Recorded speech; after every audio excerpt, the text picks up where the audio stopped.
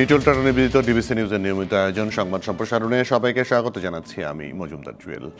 সংবাদ আজকের বাছাই করা সংবাদ এবং এর পর্যালোচনা নিয়ে সংবাদ সম্প্রসারণে আজ অতিথি হিসেবে অনলাইনে যুক্ত আছেন দৈনিক যুগান্তরের সিনিয়র সহকারী সম্পাদক মাহবুব কামাল, TVN24 এর প্রধান সম্পাদক নাজমুল আশরাফ এবং স্বাধীনতা চিকিৎসক ফোরাম সাচিব ও করোনা প্রতিরোধে গঠিত জাতীয় কারিগরি পরামর্শক কমিটির সদস্য অধ্যাপক ডাক্তার ইকবাল আর্সনাল, সাচিবের সভাপতি ইকবাল আর্সনাল, তিনজনকে স্বাগত জানাই আজকের সংবাদ সম্প্রসারণে। ইকবাল আর্সনাল, আপনাকে দিয়ে শুরু করতে চাই।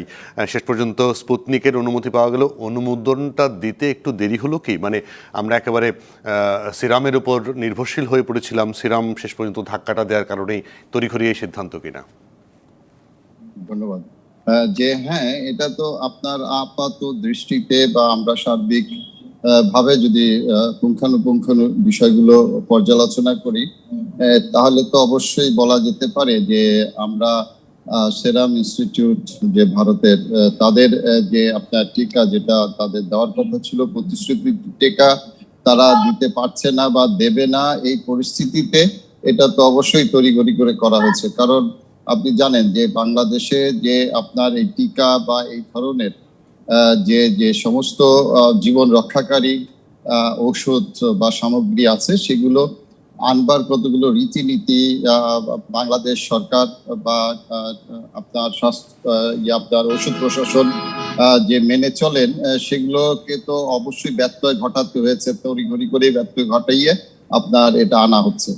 তো যাই হোক, তারপরেও আমরা আশাবাদী যে আপনার তড়িঘড়ি করে হলেও যে খুব দ্রুততার সাথে যে সমস্যাটা সমাধান করবার ব্যাপারে যে সরকার যে সফলতা অর্জন করেছেন, সেজন্য আমরা অবশ্যই যে সরকারকে সাধুবাদ জানাতে পারি।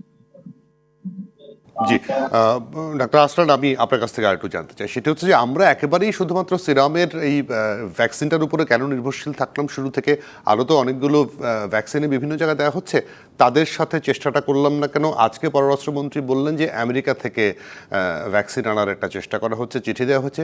সেটি কোন ভ্যাকসিনটি আনা হবে? মানে যদিও একটু জানি যে অ্যাস্ট্রাজেনেকার যে ভ্যাকসিনগুলো তারা ব্যবহার করেনি সেগুলো, নাকি তাদের যে উৎপাদিত যেটি সেটিও আনা হবে? ধন্যবাদ। বিষয়টা হচ্ছে যে আপনার যে আমরা, আপনি জানেন যে আমাদের যে একটি যে টেকনিক্যাল কমিটি আছে যেটা পরামর্শ দেওয়ার জন্য, আমরা কিন্তু সেই 2020-এর যে আপনার এপ্রিল মাসেই আমরা সরকারকে অনুরোধ করেছিলাম যে যারা টিকা নিয়ে গবেষণা করছে সকল যে এই সমস্ত গবেষণা প্রতিষ্ঠানের সাথে বা সরকারের সাথে, রাষ্ট্রের সাথে যোগাযোগ করে যে টিকার ব্যাপারে বা টিকা প্রাপ্তির ব্যাপারে নিশ্চিত হবার যে ব্যাপারে পদক্ষেপ নেবার জন্য। কিন্তু দুর্ভাগ্যজনক হলেও সত্য যে এটা আমরা শুধুমাত্র একটি প্রতিষ্ঠানের উপরে নির্ভরশীল ছিলাম। এবং আপনার পৃথিবীতে বা আমি একজন যে আপনার ল্যাবরেটরির মানুষ হিসেবে যে দীর্ঘদিন ধরে ল্যাবরেটরির যে অভিজ্ঞতা, সেখানে হচ্ছে এই ধরনের সরবরাহ, যেটা বাইরে থেকে সরবরাহের ক্ষেত্রে আমরা আমাদের যে প্রতিষ্ঠানের পর্যায়েও আমরা কোনো সময় যে আপনার একটি সোর্সের উপরে নির্ভরশীল থাকি না। কারণ যে কোনো কারণেই যে সেই সোর্স যদি ব্রেক করে যায়, তাহলে কিন্তু আমার মানে সামগ্রিকভাবে সমস্ত কার্যক্রমটাই যে আপনার স্থবির হয়ে যাবে। তো এখানেও যে আপনার আমাদের সিদ্ধান্ত অবশ্যই যে আপনার একটু বিভ্রান্তি তো ছিলই, যে আমরা একটি সোর্সের উপরে নির্ভরশীল ছিলাম। জি, নাজমুল আশরাফ, আপনার কাছে আসি, আপনার মন্তব্য জানতে চাই। বিষয়গুলো অবশ্যই জেনেছেন, প্রশ্ন না করি নতুন করে। যেটা ডক্টর ইকবাল আহসান বলছিলেন ঠিকই আছে। আমরা শুরু থেকে কেন একটার উপর নির্ভর করেছি সেই সমালোচনা হয়েছে, কিন্তু আমাদের সরকার প্রধানমন্ত্রী কিন্তু করোনা সংক্রমণ শুরু হওয়ার পরেই যে কথাটি বলেছেন একাধিকবার, সেটি হচ্ছে সারা বিশ্বের যেখানে যারা যেই দেশ যেই কোম্পানি টিকা উৎপাদন করছে, আমরা সবার সাথে যোগাযোগ রাখছি, আমরা সাধ্যমতো সবার আগে সবচেয়ে ভালো টিকাটি আনার চেষ্টা করছি। তখন কিন্তু আমাদের সংশ্লিষ্ট মন্ত্রণালয়গুলো, আমি যদি বলি স্বাস্থ্য মন্ত্রণালয়, পররাষ্ট্র মন্ত্রণালয়, আরো যারা সংশ্লিষ্ট আছেন, তারা খুব একটা তৎপর হননি। আমরা ইন্ডিয়া থেকে কিছু টিকা কিনেছি, কিছু উপহার পেয়েছি, আরো পাবো, এবং যা কিছু আমরা কিনেছি এবং পাবো সবকিছু মিলেও কিন্তু আমাদের চাহিদা মেটানোর কথা না। সেইটার উপর আমরা ভরসা করে বসেছিলাম। এখন আমাদের পরিস্থিতি খারাপ হয়েছে, তার চেয়ে অনেক বেশি ইন্ডিয়ার পরিস্থিতি খারাপ হয়েছে। আমাদের ভ্যাকসিন শেষ হয়ে যাচ্ছে, ইন্ডিয়া দিতে চাচ্ছে না। এরকম একটা পর্যায়ে এসে আমরা যখন তৎপর হলাম, তখন দেখলাম দ্রুততম সময়ের মধ্যে আমরা রাশিয়া, চায়না, আমেরিকা নানান ফ্রন্ট আমরা খুলে ফেললাম, এবং রাশিয়াটা নিশ্চিত করা হয়েছে, চায়নাটাও আপনার প্রক্রিয়াধীন আছে, আমেরিকারও এক রকমের আশ্বাস আছে। তাহলে এই তিনটা দেশ থেকে টিকা পাওয়ার যেই ফলাফল আমরা দ্রুততম সময়ের মধ্যে দেখলাম, সেটি পররাষ্ট্র মন্ত্রণালয়, স্বাস্থ্য মন্ত্রণালয় সহ বিভিন্ন কর্তৃপক্ষের তৎপরতার কারণে, স্বাস্থ্য অধিদপ্তরের তৎপরতার কারণে, ঔষধ প্রশাসন অধিদপ্তরের কারণে। এই তৎপরতাগুলো কেন তার আগে করে নাই? প্রধানমন্ত্রী কি নিজে হাতে কলমে সব কাজ করবেন? তিনি তো শুরু থেকে নির্দেশ দিয়ে রেখেছেন, সেই মোতাবেক আমাদের বিভিন্ন মন্ত্রণালয় কর্তৃপক্ষ কেন কাজ করলো না? ফলে আগে হয় নাই কেন, একটার উপর নির্ভরশীল ছিলাম, দেরি কেন হলো, সেসব কথা এখন বাদ দেন। আমাদের কিন্তু ঘাটতি বা গ্যাপ তৈরি হওয়ার আগেই আমরা বিকল্পগুলো পাচ্ছি, এটি হচ্ছে আমাদের স্বস্তির জায়গা। তো এখন রাশিয়ার টিকা রাশিয়াতে ব্যবহার করা হচ্ছে, রাশিয়ার টিকা নিয়ে অনেক প্রশ্নও আছে। পশ্চিমা বিশ্ব রাশিয়াকে বিশ্বাস করে না, WHO তাদেরকে অনুমোদন দেয় না, কিন্তু রাশিয়ার মতো একটি উন্নত দেশে, তাদের দেশের প্রেসিডেন্ট সহ অসংখ্য মানুষ যে টিকা নিচ্ছেন এবং তারা যেটির কার্যকারিতা দাবি করছে 90% বা 91%, সেটি তো খারাপ হওয়ার কথা না। এবং 22টা দেশে বোধহয় সম্ভবত ব্যবহৃত হচ্ছে তাদের এই ভ্যাকসিনটি, রাশিয়া ছাড়াও। টিকা আনার, আমি কি থামবো? না না না না, বলুন বলুন। না, আমি বলছি রাশিয়া এবং চায়না থেকে টিকা আনার ক্ষেত্রে আরো একটা বড় উদ্যোগ আমরা দেখছি, যে চায়না ভারতকে বাদ দিয়ে দক্ষিণ এশিয়ার 6টি দেশ, বাংলাদেশ সহ, তাদেরকে নিয়ে একটি ফোরাম তৈরি করেছে, যার মাধ্যমে যে দেশের যখন টিকা লাগবে একটা স্টোরেজ থাকবে, সেখান থেকে তারা নেবে, এবং এই করোনা উত্তর যেই সংকট তৈরি হবে, সেখানে দারিদ্র্য বিমোচনের একটা ব্যবস্থা হবে। তার মানে চীন কিন্তু একটা দীর্ঘস্থায়ী লক্ষ্য নিয়ে কাজ করছে। এর অর্থ হচ্ছে এই করোনা মহামারীতেও এই টিকা রাজনীতি, আপনার করোনা রাজনীতি, কূটনীতি, সেগুলো সমানভাবে সচল আছে। আমেরিকার সাথে টক্কর দিচ্ছে চায়না, সেই চায়না ভারতের সাথে বিরোধ আছে। চায়না এখন গোটা দক্ষিণ এশিয়া বা এশিয়া আস্তে আস্তে গোটা বিশ্ব দখল করা তাদের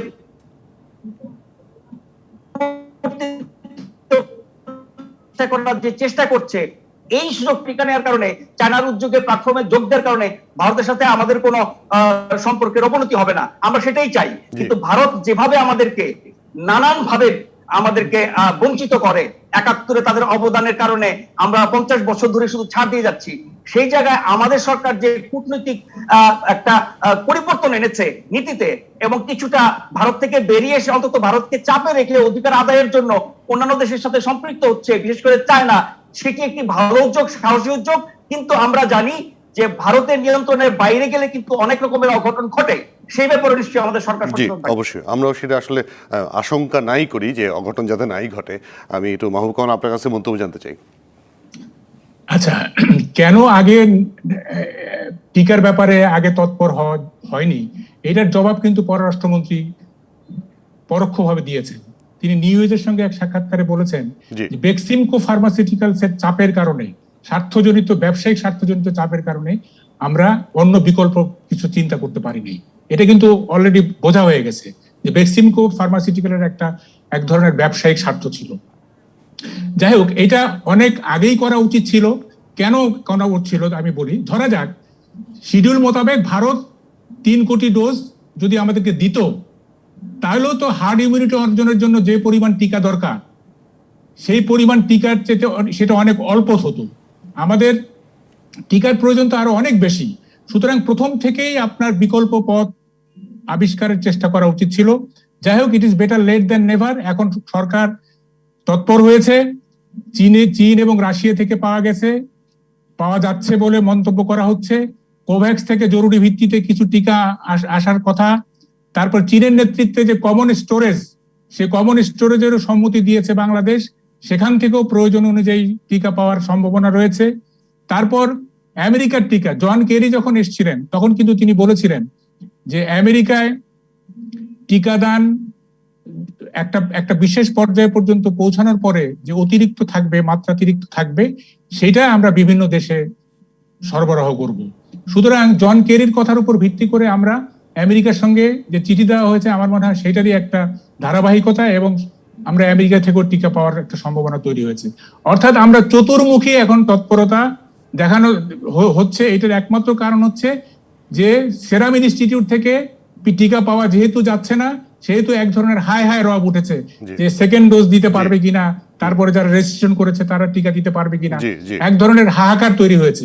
সুতরাং এই হাহাকার উঠার আগেই আমরা যদি সেরাম ইনস্টিটিউটের পাশাপাশি যদি আমরা বিকল্পগুলো বিকল্প চেষ্টা উৎস করার থেকে চেষ্টা যদি করতাম, সংগ্রহ করতে পারি তাহলে তাহলে আজকের এই পরিস্থিতিতে আমরা পরিস্থিতি তৈরি পড়তাম হতো না। না। জি, ইকবাল হাসান, আমি একটা জিনিস তো সত্যি যে আমরা যারা অক্সফোর্ডের টিকা নিয়েছি তারা নিশ্চয়ই দ্বিতীয় ডোজটা অন্য কোনো কোম্পানি থেকে নেব না। এখন যাদের সংকটটা তৈরি হয়েছে, অক্সফোর্ডেরটা যদি শেষ পর্যন্ত নাই পাই, দ্বিতীয় ডোজের জন্য এরই মধ্যে সম্ভবত 14 লাখের মতো মানুষ অপেক্ষায় থাকতে হবে, তাদের কি হবে?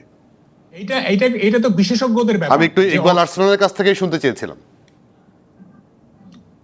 জি, আমার কাছ থেকে। জি, অধ্যাপক আরসালান, আপনার কাছ থেকে। ধন্যবাদ। আপনি লক্ষ্য করবেন যে আমাদের যে আপনার যখন দ্বিতীয় ডোজের পাশাপাশি যখন অক্সফোর্ডের বা আপনার ভারতের সেরাম ইনস্টিটিউট থেকে যখন আমরা দেখলাম যে আমরা টিকা আর পাচ্ছি না, তখন কিন্তু যে প্রথম ডোজ যেটা দেওয়া হচ্ছিল সেটা বন্ধ করা হয়েছে, যে যারা প্রথম ডোজ পেয়েছে তাদের দ্বিতীয় ডোজটা নিশ্চিত করবার জন্য। এখন আমাদের দেখার বিষয় হচ্ছে যে আপনার এই যে প্রথম ডোজ যে বন্ধ করে দেওয়ার হলো, যে দেওয়া এবং সেকেন্ড ডোজ যারা পাবে তাদেরকে দিয়ে যদি কোনো ঘাটতি থাকে তখন আমাদের এগুলো বিবেচনা করার বিষয় হয়ে দাঁড়াবে। তবে আমি মনে করি যে আপনার সরকারের এই জায়গাটায় খুব একটা অসুবিধা হবে না, কারণ নতুন যে টিকা আসবে সেটা হচ্ছে প্রথম ডোজ, সেকেন্ড ডোজ, সেটা তাদেরকে ওই টিকার থেকেই দেওয়া হবে। আর হচ্ছে যে আপনার এখানে হচ্ছে যে কতগুলো জিনিস আছে যে এগুলো বিজ্ঞান ভিত্তিক তো গবেষণার বিষয়, যে আপনারা জানেন যে এই যে টিকাগুলো বিভিন্ন ভাবে তৈরি হয়ে থাকে, যে এগুলো বিজ্ঞান ভিত্তিক আলোচনা আমাদের খুব বেশি আলাপ করে এখানে লাভ নেই। সেটা হচ্ছে যে আমরা ইতিমধ্যে অনেকেই জানি যে বিভিন্ন রকমের যে ভেক্টর দিয়ে করা হচ্ছে, বা আপনার যে অ্যাটেনুয়েটেড ভাইরাস দিয়ে করা হচ্ছে, আপনার আরএনএ দিয়ে করা হচ্ছে, বা তাদের যে আপনার নিউক্লিক অ্যাসিড দিয়ে করা হচ্ছে। তো এই যে টিকা যে আপনার প্রস্তুত করা হচ্ছে, যে এখন যে এই যে ইমিউন রেসপন্স, যে এক ধরনেরটা দেওয়ার পরে আরেক ধরনেরটা দেওয়ার হলে যে কিরকম ভাবে যে রেসপন্স করবে, সেই যে মানে আপনার মানে গ্রহণযোগ্য যে গবেষণা, সেই গবেষণাটা আমাদের সামনে এখনো নেই। তো আমরা মনে করি যে সরকার যে পদক্ষেপটা গ্রহণ করেছেন টিকা দেবার ক্ষেত্রে, এটা যদি আপনার যে মানে ইতিমধ্যে তারা করেছেন, তাতে আমার মনে হয় যে আমাদের খুব একটা অসুবিধা হবে না, যেগুলো আপনার আশাবাদ আমরা করছি। যে আপনার যেটা বললেন যে মাহবুব সাহেব, যে আপনার হচ্ছে যে আপনার রাজনীতি, যে টিকার রাজনীতি, বা আমাদের নাজমুল সাহেব বলেন যে এই টিকার রাজনীতি আমরা কিন্তু প্রথম থেকেই দেখে আসছি, বা এই যে কোভিড নিয়ে অর্থনীতি রাজনীতি, এগুলো আমরা দেখে আসছি। এবং আমি আসলে যেহেতু আন্তদেশীয় যে আপনার সম্পর্কের বিষয়, বৈদেশিক সম্পর্কের বিষয়, সেই জন্য এই বিষয়গুলো আসলে ওইভাবে গণমাধ্যমে আমি বলতে চাই না। তবে এটা সত্য যে আপনার হচ্ছে যে অনেক ক্ষেত্রে এই যে আপনার কোভিড নিয়ন্ত্রণের ক্ষেত্রে যে চীনের যে সহযোগিতা, আমাদের কিন্তু সেই সহযোগিতাটা অব্যাহত আছে। এটা নির্দ্বিধায় বলা যায় যে প্রথম থেকেই যে সহযোগিতা, সেই সহযোগিতাটা অব্যাহত আছে। তারা কোনো সময় আমাদের সরবরাহ আপনার বন্ধ করেনি। টিকার বিষয় না, আমাদের এই যে নিয়ন্ত্রণের ক্ষেত্রে ওষুধের র ম্যাটেরিয়াল বলেন, বা আপনার সুরক্ষা সামগ্রী তৈরির যে র ম্যাটেরিয়াল বলেন, এগুলো কিন্তু তারা আপনার আমাদেরকে সরবরাহ করে যাচ্ছে। সেই বিবেচনায় আমি মনে করি যে আমরা আসলে আপনার সুবিধাজনক অবস্থায় খুব দ্রুত সময়ের মধ্যে আমরা যেতে পারবো। জি, আমরা অবশ্যই সেই আশাবাদ রাখতে চাই। অধ্যাপক ইকবাল আরসালান, আপনাকে অনেক ধন্যবাদ আমাদের সঙ্গে যুক্ত হয়েছিলেন। নাজমুল হাসান এবং মাহবুব কালাম, আপনারা দুজনে থাকবেন। আমরা বিরতির পর আপনাদের দুজনের সঙ্গে আবার যুক্ত হচ্ছি। বিরতির পর আবারও স্বাগত নিটোল টাটা নিবেদিত সংবাদ সম্প্রসারণে। সাথে আছেন দৈনিক যুগান্তরের সিনিয়র সহকারী সম্পাদক মাহবুব কামাল এবং TVN 24 এর প্রধান সম্পাদক নাজমুল আশরাফ। নাজমুল আশরাফ, আজকে মানে শপিং মলগুলো তো খুলেছে, 2-3 দিন হয়ে গেল। তার মধ্যে যে অবস্থা দেখা যাচ্ছে যে এখনকার কঠোর বিধিনিষেধ, এটি শুধুমাত্র গণপরিবহনের ক্ষেত্রেই বেশি প্রযোজ্য হচ্ছে, কারণ গণপরিবহন ছাড়া মোটামুটি সবকিছুই খোলা। প্রথম সপ্তাহে কঠোরতার কথা তো সবসময় বলা হয়, কিন্তু এবারের দফায় প্রথম সপ্তাহে কিছুটা, মানে কঠোর বলবো না, বাট কিছুটা উন্নতি হয়েছিল আগের তুলনায়। এই দ্বিতীয় সপ্তাহে এসে আবার আগের অবস্থায় চলে গেছে। সেটার কারণ কি? কারণ হচ্ছে দোকানপাট খুলে দেওয়া। এখন ব্যবসায়ীদের স্বার্থ, ব্যবসায়ীদের বেঁচে থাকা, টিকে থাকা, যারা এইসব দোকানপাটে কাজ করেন, অনেক কর্মচারী আছেন, স্বল্প আয়ের মানুষ আছেন, তাদের স্বার্থ দেখার ব্যাপার আছে। এই বাস্তবতাগুলো কিন্তু সারা বিশ্বে আছে এবং থাকবেই যতদিন করোনা থাকবে। সেই জায়গায় যখনই যারা দাবি করবেন এবং তাদের জীবন জীবিকার কথা, স্বার্থের কথা, বেঁচে থাকার কথা বলবেন, তখনই সরকার সেটা মেনে দেবে। এবং যদিও বলা হয়েছে স্বাস্থ্যবিধি মেনে দোকানপাট খোলা থাকবে, মার্কেট চালু থাকবে, কেনা বেচা হবে, সেটিকে আমরা দেখছি প্রতিদিন আপনাদের চ্যানেল সহ বিভিন্ন চ্যানেলে আমরা যেসব খবর দেখছি, কোথাও স্বাস্থ্যের বালাই নাই। ক্রেতা বলেন, বিক্রেতা বলেন, চলাচল বলেন, রাস্তাঘাট বলেন, যখন সরকার একটা সুযোগ দেয় এবং ছাড় দেয়, তখন মানুষের মধ্যে কিন্তু এই যে আপনার বেপরোয়া হওয়ার একটা মনোভাব দেখা দেয়। কঠোরতার মধ্যেও কিন্তু কেউ কেউ বেপরোয়া হওয়ার চেষ্টা করেন। সরকার যখন মানে উদারতা দেখায়, ছাড় দেয় এবং শিথিলতা দেখায়, তখন কিন্তু মানুষ বেশি বেপরোয়া হয়। সেই অবস্থাটি হচ্ছে এখন। যেই অবস্থার প্রেক্ষিতে আমরা 7 দিনের কঠোর লকডাউন দিলাম, তারপরে এটা বাড়ালাম এবং দোকানপাট সবকিছু আমরা খুলে দিলাম, এখন যে সংক্রমণ গুলো হচ্ছে তার ফলাফল কিন্তু আপনি দেখবেন আর 2 সপ্তাহ পরে, তখন আরো ভয়াবহ পরিস্থিতি হতে পারে। আগের অভিজ্ঞতা তাই বলে। তখন আবার কি করবেন? তার চেয়ে কঠোরতা হবেন। ফলে এই ধাপগুলো আমরা কিন্তু একবার আগে, একবার পেছনে, একবার সহজ, একবার কঠিন, একবার কঠোর, একবার কোমল, এইভাবে যাচ্ছি। এবং এই সব ক্ষেত্রে আমরা একটা জিনিস দেখছি, সরকার নিশ্চয়ই দেশ সচল রাখা, অর্থনীতি সচল রাখা, মানুষের জীবিকা, জীবন সবকিছু তারা দেখবে। কিন্তু এই অস্বাভাবিক অবস্থায় এর মধ্যে কিছু কিছু বিসর্জন আমাদেরকে দিতেই হবে, সবাইকে, সব শ্রেণী মানুষকে।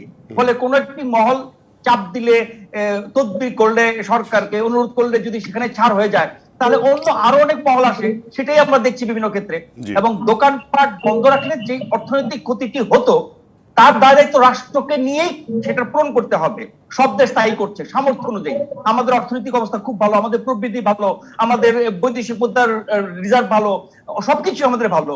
ফলে এই সময়টাতে সরকার তার সাধ্যের মধ্যে থেকে যতটা সম্ভব, অনেক ধরনের সহায়তা সরকার দিচ্ছে, অনেক মানুষ পাচ্ছে, সেটার আওতা আর একটু বাড়ানো এই কঠোর লকডাউনের ফলে যারা আক্রান্ত হবে।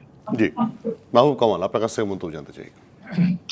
দেখেন, করোনা বিপর্যয় থেকে রক্ষা করার তিনটা উপায় আছে। 1 নম্বর হচ্ছে স্বাস্থ্যবিধি, 2 নম্বর হচ্ছে আপনার টিকা, 3 নম্বর হচ্ছে অক্সিজেন। এই 3টা বিষয় যদি আমাদের নিয়ন্ত্রণের মধ্যে থাকে, তাহলে করোনা বিপর্যয় আমাদেরকে কাবু করতে পারবে না। এখন টিকার ব্যাপারটা তো আমরা কিছুক্ষণ আগে আলাপ করলাম। অক্সিজেনের ব্যাপারটাও এখন মোটামুটি আমরা একটা নিয়ন্ত্রণের মধ্যে এসেছি। যেমন বহুজাতিক কোম্পানি লিন্ডে, তারপরে স্থানীয় কোম্পানি স্পেকট্রা, ইসলাম অক্সিজেন, এরা দিনরাত আপনার এই উৎপাদন চালিয়ে যাচ্ছে। এবং যারা শিল্প অক্সিজেন তৈরি উৎপাদন করে, তারাও এখন মেডিকেল অক্সিজেন তৈরি করছে। হ্যাঁ, ফলে অক্সিজেনের ব্যাপারটাও আমরা এখন একটা নিয়ন্ত্রণের মধ্যে এসেছি। বাকি থাকলো আপনার স্বাস্থ্যবিধির ব্যাপারটা। দেখেন, একটা কথা, খুব ভুল কথা চালু আছে, জনগণ কখনো ভুল করে না, এই যে আমরা বলে থাকি, কিন্তু জনগণ কিন্তু ভুল করে। জনগণ ভুল করে বলেই সাইদিকে এমপি বানায়। এই যে জনগণ ভুল করে, এটার বড় প্রমাণ হচ্ছে এই যে স্বাস্থ্যবিধি মানার ব্যাপারে তাদের যে অনাগ্রহ, তাদের যে উদাসীনতা, এইটা হচ্ছে জনগণ ভুল করে তার একটা বড় প্রমাণ। এবং আমরা দেখতে পাচ্ছি যে জনগণ অদৃষ্টবাদের কাছে নিজেদেরকে সমর্পণ করে যা খুশি তাই করছে। এবং এটা যে একটা বিজ্ঞান ভিত্তিক ব্যাপার, এই বিজ্ঞান ভিত্তিক ব্যাপারটা তারা বিজ্ঞান মানতেই চাচ্ছে না। তারা সবসময় একটা অদৃষ্টবাদের হাতে নিজেদেরকে সমর্পণ করে স্বাস্থ্যবিধি লঙ্ঘন করেই চলেছে। আমার কথা হচ্ছে যে এনফোর্স করতে হবে। জনগণ ভুল করতে পারে, কিন্তু সেই ভুলটাকে শোধরানোর একটা উপায় হচ্ছে যেটাকে এনফোর্স করা। এটাকে মানে জোরপূর্বক, বলপূর্বক এটাকে বাস্তবে মানাতে হবে। জি, মানে করা উচিত। জি, এবং সহজে মানে আদর করে বা আহ্বান করে যেহেতু হচ্ছে না, তাহলে অবশ্যই বলপূর্বক এটাকে অবশ্যই বানাতে হবে, না হলে অবস্থার পরিস্থিতি ভালো হবে না। যে মাহবুব কামাল, বুঝতে পেরেছি মাহবুব কামাল যেহেতু বললেন, নাজমুল হাসান আপনার কাছে একটু ভারতের অবস্থা কিন্তু ভয়াবহ অবস্থা, এখনো পর্যন্ত অক্সিজেনের সংকট কমেনি। মাহবুব কামাল বললেন যে অক্সিজেনের অবস্থাটা আমাদের ভালো, অথচ আমরা এই গত কয়েকদিন আগে একটা রিপোর্ট করেছি, ইসলাম অক্সিজেনের সিইও বলেছেন যে তাদেরকে সবগুলো অক্সিজেন কোম্পানিতে মাননীয় প্রধানমন্ত্রী আজ থেকে অন্তত 5 বছর আগে বলেছেন নিরবচ্ছিন্ন গ্যাস, নিরবচ্ছিন্ন বিদ্যুতের সরবরাহ করা। আজ অবধি সেটি বাস্তবায়িত হয়নি। একবার যদি লোডশেডিং হয়, তাহলে একটা গ্যাস কোম্পানি আবার উৎপাদনে আসতে 1 থেকে 1.5 ঘন্টা সময় লাগে, সেখানে সিস্টেম লস। মানে যে কোনো সিদ্ধান্ত বা নির্দেশ মানা হলো কি হলো না তার কুফলটা আমরা দেখি বিপদে পড়লে পরে। এই অক্সিজেনের বিষয়টা যেটি আপনি বললেন প্রধানমন্ত্রীর নির্দেশ এবং তাদের যে বাস্তবতা এখন অক্সিজেনের বিষয়টা কখন আসছে? যখন কেউ করোনা আক্রান্ত হয়ে হাসপাতালে ভর্তি হয়ে মুমূর্ষু অবস্থায় থাকছে তখন তার অক্সিজেনের প্রয়োজন হচ্ছে।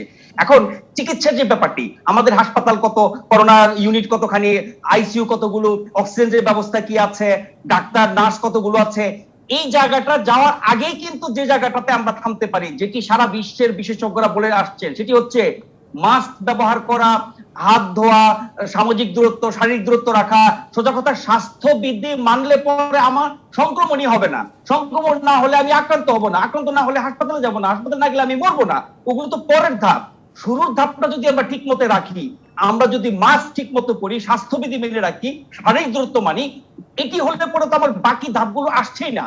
আর আমি যদি গোড়াটা খুলে দেই, আপনার বাঁধ খুলে দিলাম, অসংখ্য জায়গা দিয়ে পানি আসছে, তারপরে সে পানি ঠেকানোর চেষ্টা করার বোকামি। বুদ্ধিমানের কাজ হবে বাঁধটা যাতে না ভাঙে, ছিদ্র যাতে না থাকে, ছিদ্র থাকলে সেটাকে বন্ধ করা। আমরা সেই জায়গায় পাচ্ছি না। আমরা অন্য সবকিছু করছি, সামর্থ্য বাড়াচ্ছি, টিকা পর্যন্ত আমার যেতেই হবে না। বা টিকার বিকল্প হিসেবে যেসব দেশ, যেসব মানুষ এখনো টিকা পায়নি বা টিকার মাধ্যমে তাদের ইমিউনিটি তৈরি হয়নি, সেই ক্ষেত্রে সারা বিশ্বের বিশেষজ্ঞরাই বলছেন যে মাস্ক হচ্ছে সবচেয়ে বড় টিকা, মাস্ক হচ্ছে সবচেয়ে বড় প্রতিষেধক, প্রতিরোধক, যাই বলেন না কেন। ফলে আমাদের দোকানপাট, রাস্তাঘাট, চলাচল যা কিছু হোক, তার মধ্যে যদি আমরা মাস্কটা ঠিক মতো ব্যবহার করতাম, একটার জায়গায় দুটো দিলে নাকি আপনার ডাবল প্রোটেকশন হয়, ডাক্তাররা, চিকিৎসকরা বলছেন।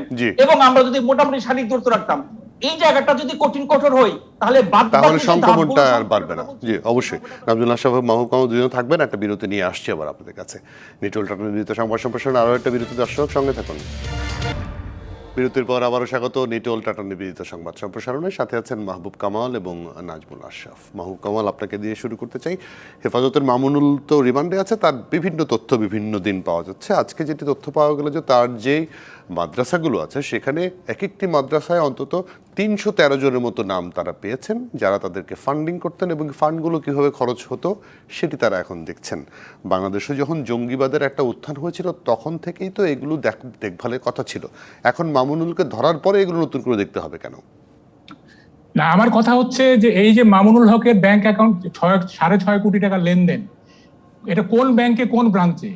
নিয়মটা হচ্ছে কোনো ব্যাংকে যদি অস্বাভাবিক লেনদেন হয় তাহলে ম্যানেজারের উচিত তার সোর্স অফ মানি, টাকার উৎস সম্পর্কে জিজ্ঞাসাবাদ করা, যেটাকে বলা হয় STR, সাসপিশিয়াস ট্রানজাকশন রিপোর্টিং। এইটা করতে হয় বাংলাদেশ ব্যাংকে। যদি মানে সন্তোষজনক উত্তর না পাওয়া যায় ক্লায়েন্টের কাছ থেকে, তাইলে STR করতে হয়, অর্থাৎ সাসপিশিয়াস ট্রানজাকশন রিপোর্টিং করতে হয় বাংলাদেশ ব্যাংকে। আরেকটা বলা হয় CTR, cash transaction reporting. Cash টাকা যদি বেশি টাকায় আপনার লেনদেন হয় তাইলে বাংলাদেশ ব্যাংকে এটা জানাইতে হয়, সেটাকে বলা হয় ক্যাশ ট্রানজাকশন প্রোটেকশন রিপোর্টিং। এখন মামুনুল হকের যে অ্যাকাউন্ট, এই অ্যাকাউন্টে যে এত টাকা, এইটা কি সেই ম্যানেজার বাংলাদেশ ব্যাংকে রিপোর্ট করেছিল? যদি রিপোর্ট করে থাকে তাহলে বাংলাদেশ ব্যাংক এটার বিরুদ্ধে কি অ্যাকশন নিয়েছে? আমরা তো জানি মানি লন্ডারিং প্রিভেনশন অ্যাক্ট নামে একটা আইন আছে, সে আইনে তো মামুনুল হককে সে আইনের আওতায় নিয়ে আসা উচিত, এবং এইটার সর্বোচ্চ শাস্তি হচ্ছে 14 বছরের জেল। এই যে টাকার লেনদেন হচ্ছে, এইটা মানে কেন এতদিন যাবত উনি ইনডেমনিটির মধ্যে ছিলেন, কেন দায় মুক্তির মধ্যে কেন ছিলেন, সেটা একটা প্রশ্ন বটে। আপনার হেফাজত হচ্ছে একটা প্রাতিষ্ঠানিক ধর্ম হলেই সেখানে আর্থিক লেনদেনের ব্যাপারটা থাকবেই। তো আর্থিক লেনদেনের ব্যাপারটা কেন এতদিন ধরে ইনভেস্টিগেট করা হয় নাই, এবং টাকার উৎস সম্পর্কে কেন জানতে চাওয়া হয় নাই, এইটা কিন্তু একটা বড় প্রশ্ন। আমি মনে করি যে হেফাজতকে যদি ঠিক মতো লাইনে আনতে হয় তাইলে টাকার উৎস এবং ইনকাম ট্যাক্স, এই দুইটা বিষয়ের উপরে জোর দিতে হবে। টাকার উৎস যদি বন্ধ করে দেওয়া যায়, তাদের ইনকাম ট্যাক্সের উপরে যদি নজরদারি বাড়ানো যায়, তাইলে হেফাজতের যে এই সমস্ত আনহোলি অ্যাক্টিভিটি, এই যে তাণ্ডব, এই যে মানে কি বলে রাষ্ট্রবিরোধী যে কর্মকাণ্ড, সেই কর্মকাণ্ডগুলি অনেক স্তীমিত হয়ে যাবে। তাদের এই যে ইকোনমিক যে সাপ্লাই লাইন, সেই সাপ্লাই লাইনটাকে যদি কার্টেল করা যায়। জি, অবশ্যই। নাজমুল আশরাফ, আপনার মন্তব্য জানতে চাই। ব্যাপারটা হচ্ছে কি, মামুনুর সহ হেফাজতের বিভিন্ন নেতাদের যে নানান অপরাধে ধরা হচ্ছে এবং তদন্তের মাধ্যমে, জিজ্ঞাসাবাদের মাধ্যমে যে তথ্যগুলো আমরা জানতে পারছি, সেগুলোর ব্যাপারে যেটা মাহবুব ভাই বলছেন যে হ্যাঁ, কেন ব্যাংক তখন ব্যবস্থা নেয় নাই, বা তাদের অনেক পুরনো অপকর্মের বিষয়গুলো এখন সামনে আসছে, তাহলে সেগুলোর ব্যাপারে কেন আগে ব্যবস্থা নেয় নাই, 13 সালের ঘটনা, 19 সালের ঘটনা কেন 2021 সালে আসছে, সেটা খুবই যৌক্তিক প্রশ্ন।